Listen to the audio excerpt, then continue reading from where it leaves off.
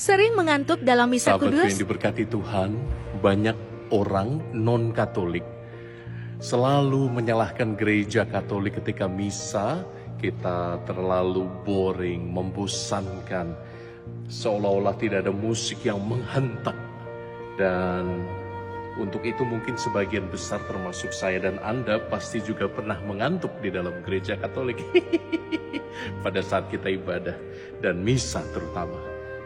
Tapi tiap kali kita memandang realitas Ekaristi yang kita rayakan, kita sejatinya menjadi manusia, menjadi ciptaan yang dengan rendah hati terdiam di tengah keagungan yang maha dahsyat.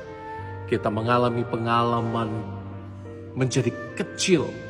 Kita mengalami pengalaman menjadi seperti bukan siapa-siapa di depan Allah yang begitu mencintai kita.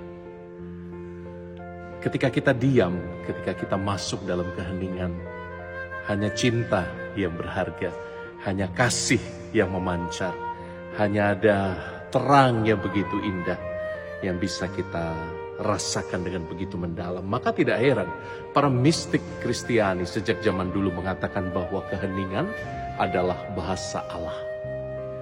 Maka jangan takut untuk masuk dalam keheningan, sahabatku. Jangan takut untuk masuk ke dalam gereja yang mengajarkan kita bahwa keheningan adalah jalan menuju kesempurnaan. Jangan takut untuk masuk ke dalam batinmu, melihat topeng-topeng hidupmu yang selama ini kau pasang dengan begitu melelahkan. Kadang kita memasang topeng gembira dan ceria. Kadang kita memasang topeng-topeng artifisial, prestasi, kehebatan. Tapi ketika kita diam dan masuk ke dalam diri sendiri, yang kita temukan adalah kerapuhan. Yang kita temukan adalah kedosaan. Yang kita temukan tidak lain tidak bukan adalah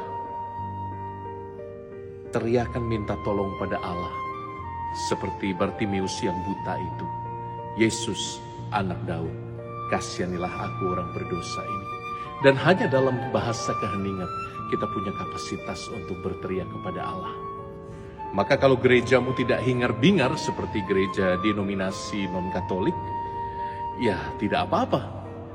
Kalau gerejamu Ekaristinya membosankan, ingat bukan romonya yang kau cari.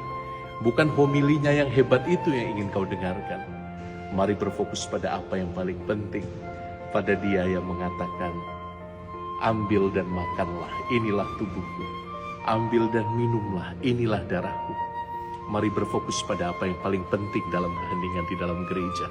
Kita berfokus pada Kristus yang menyerahkan dirinya di atas altar. Pada Kristus yang mengatakan tiap kali dalam Ekaristi, sebesar ini aku mengasihimu. Dan untuk itu dia rentangkan tangannya dari atas salib, di atas altar itu.